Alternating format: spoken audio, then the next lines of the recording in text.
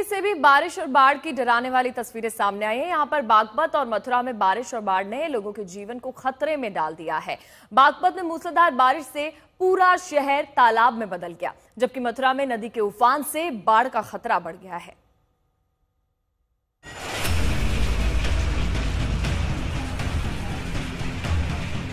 जिन गलियों में बच्चों की खिलखिलाहट गूंजती थी, वहां पानी की लहरें हैं।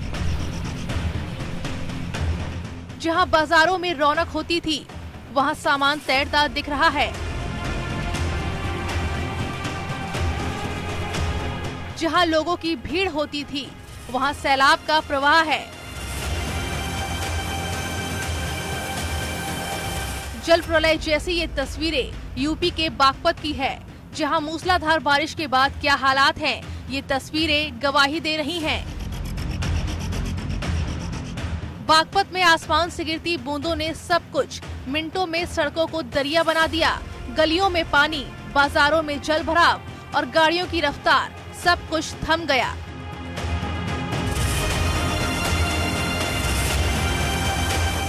बागपत, बड़ौद और खेकड़ा की गलियां अचानक नदियों में तब्दील हो गईं।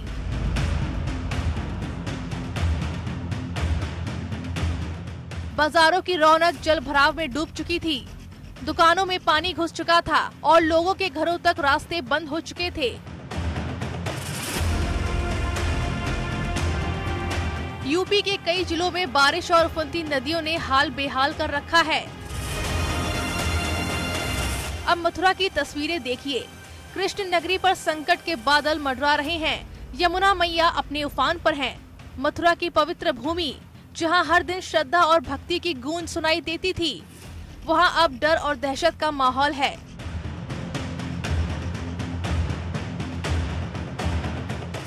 यमुना का जलस्तर खतरे के निशान को पार कर चुका है। घाट डूब चुके हैं, मंदिरों में पानी घुस चुका है और विश्राम घाट पर आरती का स्थान तक जलमग्न हो चुका है।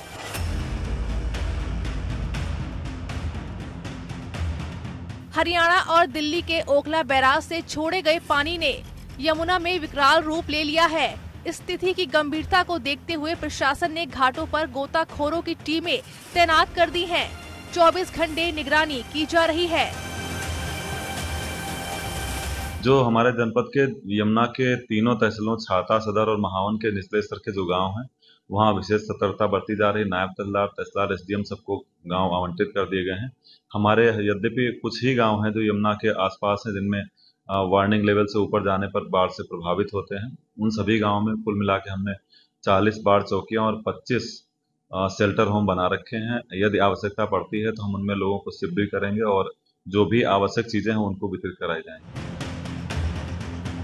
फिलहाल मथुरा में यमुना का जलस्तर बढ़ने से स्थिति गंभीर बनी है, लेकिन प्रशासन मुस्तैद है। गोताखोर तैनात है। हर आपात हालात से निपटने के लिए युद्ध स्तर पर टीमें लगी हुई हैं। ब्यूरो रिपोर्ट, आज तक।